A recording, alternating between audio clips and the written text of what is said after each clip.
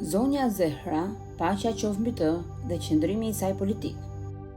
Pas vdekjes së profetit Muhammed, paqja e bekimi i Allahut qoftë mbi të dhe mbi familjen e tij. Një ditë Fatime Zahraja, paqja qoftë mbi të, shkoi në xhami dhe mbajti një hutbë të fuqishme. Ky ishte një nga qëndrimet e saj që të le pa fjalë.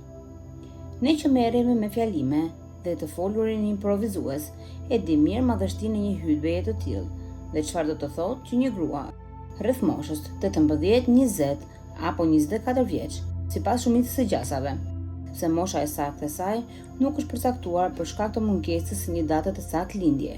Me gjithë barrën e dhimbjeve dhe fatkeqësive që mbante, të hyjë në xhami dhe të flasë para një turme të madhe myslimanësh dhe historia të regjistrojë fjalë për fjalë çdo pjesë të asaj hutbeje.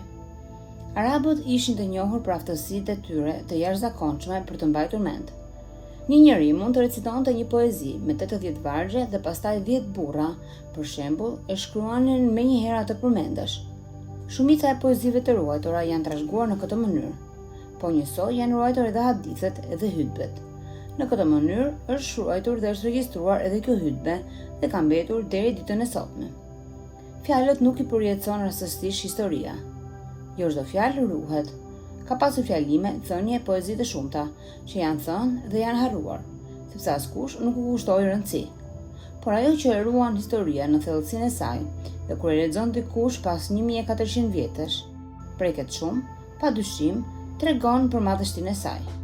Në përmbledhje, kjo grua është me të vërtetë e denjë dhe të merret si shembull nga të rejat.